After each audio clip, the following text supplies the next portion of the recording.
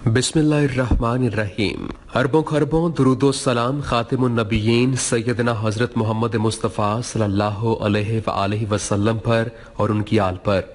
अल्लाह ताला मगफिरत फरमाए मेरी, आपकी, हमारे वालिदैन और तमाम उम्मत के मुसलमानों की। अपने आज के टॉपिक पर बात करने से पहले हम अपने नाज़रीन से गुजारिश करते हैं कि अल्लाह और उसके हबीब सल्लल्लाहु अलैहि वसल्लम का पैगाम दुनिया के तमाम इंसानों तक पहुंचाने में हमारी मदद करें। इस वीडियो को आखिर तक देखें, इसको लाइक करें, कमेंट में अपने ख्यालात का इजहार करें और हमारे इस चैनल को सब्सक्राइब करें। नाज़रीन करामी, मक्का मुकरमा में ज़मज़म के कुएं से पानी निकलने का सिलसिला हजारों साल से जारी है और ये सिलसिला क़यामत तक जारी और सारी रहेगा।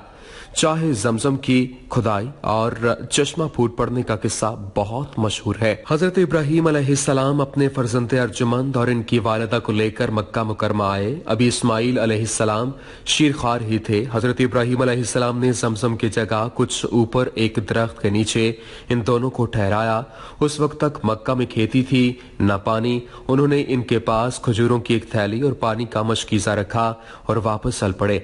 आपकी अहलिया बीबी हाजरा अलैहिस्सलाम हजरत इब्राहीम अलैहिस्सलाम के पीछे भागी और पुकार कर कहा, हमें इस बेआबाद वादी में छोड़कर कहां जा रहे हैं। उन्होंने कई दफा ये अल्फाज पुकारे मगर इब्राहीम अलैहिस्सलाम ने तवज्जो न दी। आखिर वो कहने लगी, क्या अल्लाह ताला ने आपको इसका हुक्म दिया है? तो हजरत इब्राहीम अलैहिस्सलाम ने फरमाया, हाँ। बीबी हाजरा कहने लगी, फिर अल्लाह ताला हमें जाया नहीं करेंगे। ये कहकर वापस दरख्त के नीचे चली गईं। हजरत इब्राहीम अलैहिस्सलाम चलते गए, हत्ता कि जब घाटी में पहुंचे जहां वो एक दूसरे को नहीं देख सकते थे तो उन्होंने बैतुल्लाह की तरफ मुंह किया और हाथ उठाकर दुआएं की, जिनका जिक्र कुरान करीम की सूरह इब्राहिम की इन आयात में कुछ यूं है, ऐ हमारे रब, मैंने अपनी कुछ औलाद इस बेआबो गया वादी में तेरे हुर्मत वाले घर के पास लाबसाई है। ऐ अल्लाह, ये इसलिए कि वो नमाज कायम करें, पास तो कुछ लोगों के दिलों को इनके तरफ माइल कर दे और इन्हें फलों की रोजियां अनायत फरमा ताकि ये शुक्रगुजारी करें। नाज़रीन गिरामी, हजरत इस्माइल अलैहिस्सलाम की वालिदा हाजरा उन्हें दूध पिलाती रहीं और खुद पानी पीती रहीं, हत्ता कि पानी खत्म हो गया और बच्चा प्यास से बिलखने लगा। वो बेबसी से इसे बिलखता देखती रहीं। आखिर देखा न गया तो उठ खड़ी हुई। करीब तरीन पहाड़ी सफा थी, उस पर चढ़कर इधर उधर देखा, शायद कोई नजर आ जाए, लेकिन कोई नजर न आया। तो नीचे उतरी, हमवार जमीन तक पहुंची तो कमीज का किनारा हाथ में पकड़कर एक मुसीबत सदा इंसान की तरह मुर्दा की तरफ पलटी। इस पर चढ़कर भी इधर उधर देखा मगर कोई नजर न आया। आपने 7 दफा ऐसे ही किया। रसूलुल्लाह सल्लल्लाहु अलैहि वसल्लम ने फरमाया, सई का रिवाज इसलिए पड़ा। जब वो आखिरी दफा मरवा पर चढ़ी तो उन्हें एक आवाज सुनाई दी। अपने आप से कहने लगी, चुप। फिर गौर से कान लगाया तो दोबारा वही आवाज सुनाई दी। फरमाने लगी, मैंने तेरी आवाज सुन ली है, अगर कुछ मदद कर सकता है तो कर। अचानक नजर उठी तो देखा कि एक फरिश्ता ज़मज़म वाली जगह के पास खड़ा है। फरिश्ते ने जमीन पर अपनी एड़ी मारी और पानी निकाल दिया। वो भागी भागी आई और अपने हाथ से इस जगह के गिर्द होज सा बनाने लगी और चुल्लू भरकर मशकीज़ा भरने लगी। अभी तक पानी जोश से उबल रहा था। इब्ने अब्बास रज़ी अल्लाह ताला अन्हु कहते हैं कि रसूलुल्लाह सल्लल्लाहु अलैहि वसल्लम ने फरमाया, अगर वो ज़मज़म के पानी को इसी तरह रहने देती और चुल्लू भरकर मशकीज़े में न डालती तो ज़मज़म एक कुएं की बजाय जारी चश्मा बन जाता। नाज़रीन, अरसा दराज के बाद और तवील सिलसिला रोज़ो शब के गुजरने से ज़मज़म नापैद हो गया और इसके निशानात मिट गए। अलामा याकूत हम भी लिखते हैं, ज़मज़म की अजरा पर लंबा जमाना गुजर गया, हत्ता के सैलाबों और बारिशों ने इसके निशानात तक मिटा दिए। सही बात यह है कि बनु जराहम जब मक्का छोड़कर चले गए तो उन्होंने खुद ही इस कुएं को मिट्टी से भर दिया था।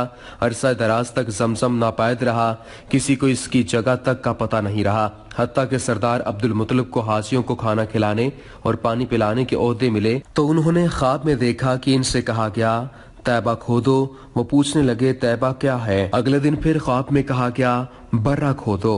तो उन्होंने पूछा, बर्रा क्या है? तीसरे दिन फिर ख्वाब में दिखाकर कहा गया, मसनूना खोदो। आपने पूछा, मसनूना क्या है? तो कहा गया, ज़मज़म खोदो। आपने पूछा, ज़मज़म क्या है? तो कहा गया, खोदो, इससे तुझे और तेरी औलाद को इज्जत हासिल होगी, वो कभी सूखेगा ना इसका पानी कम होगा। یعنی قیامت تک جاری رہے گا۔ وہ حاجیوں کو پلایا جائے گا، وہ خون اور گوبر کے درمیان ہے، جہاں سفید کوا جس کے پروں میں کچھ سفیدی ہوتی ہے چونچ مارتا ہے۔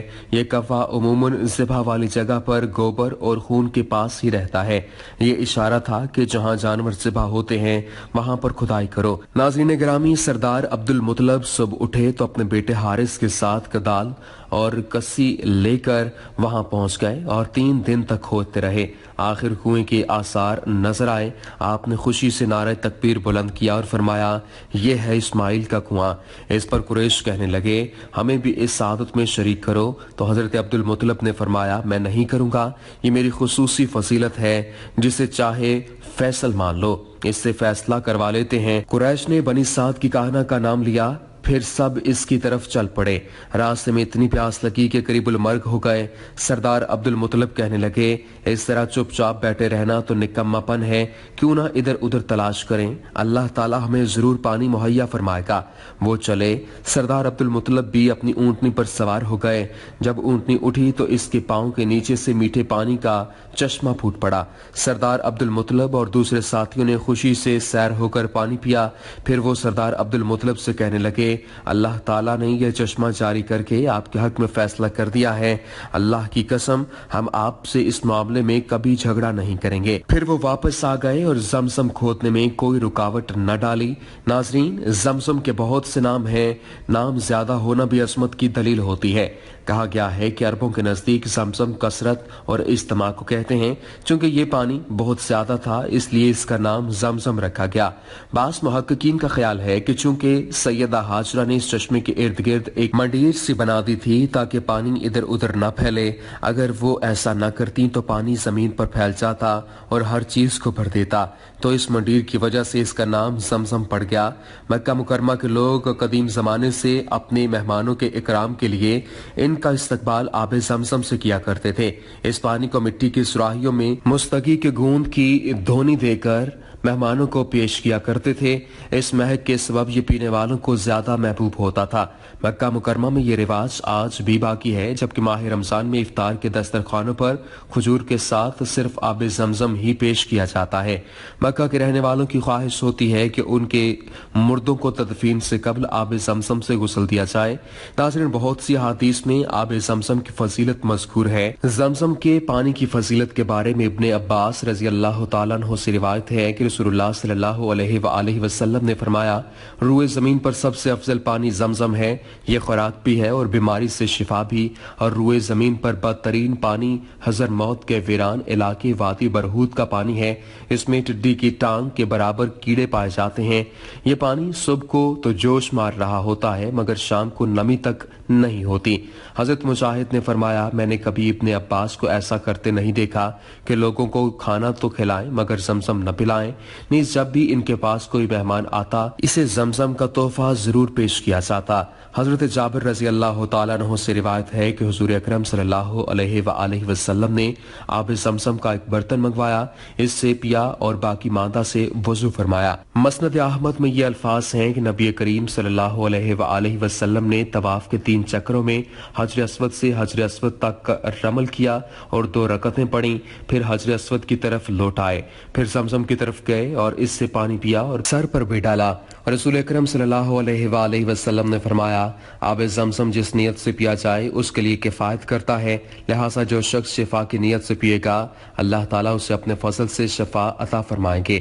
حضرت ابو جمرہ کہتے ہیں، میں اپنے عباس رضی اللہ تعالیٰ عنہ کے پاس سائلین کی ترتیب لگایا کرتا تھا، میں چند دن نہ گیا تو انہوں نے پوچھا، اتنے دن کیوں نہیں آئے؟ میں نے عرض کی، بخار تھا۔ انہوں نے فرمایا، رسول اکرم صلی اللہ علیہ وآلہ وسلم کا فرمان ہے کہ بخار جہنم کا جوش ہے، اس لیے اسے زمزم کے پانی سے ٹھنڈا کر لیا کرو۔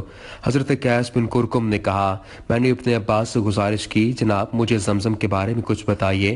انہوں نے فرمایا، نہ یہ ختم ہو سکتا ہے نہ کم، خوراک کی جگہ بھی کفایت کرتا ہے اور بیماری سے بھی شفا دیتا ہے اور ہر معلوم پانی سے بہتر ہے۔ ناظرین گرامی، آب زمزم ہی چشمہ حیات ہے جس نے سیدہ ہاجرہ کے قلب مغموم کو راحت کی نوید سے نوازا۔ بلکتے اور تڑپتے ہوئے ایک جاں بلب معصوم شیرخوار کو پیغام مسیحا سنایا۔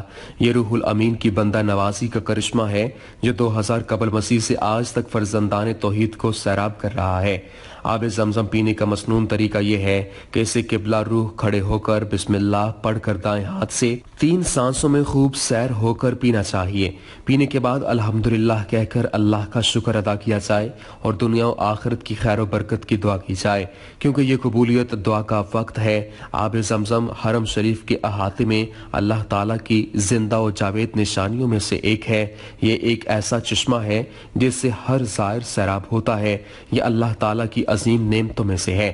یہ روئے زمین پر سب سے عمدہ، سب سے افضل اور خیر و برکت والا پانی ہے۔ ناظرین گرامی، امید کرتے ہیں کہ آپ کو ہماری یہ ویڈیو پسند آئی ہوگی۔ ویڈیو پسند آنے کی صورت میں لائک کیجئے، شیئر کیجئے اور ہمارے چینل کو سبسکرائب کرنا نہ بھولیے گا۔ وما علینا الا البلاغ المبین۔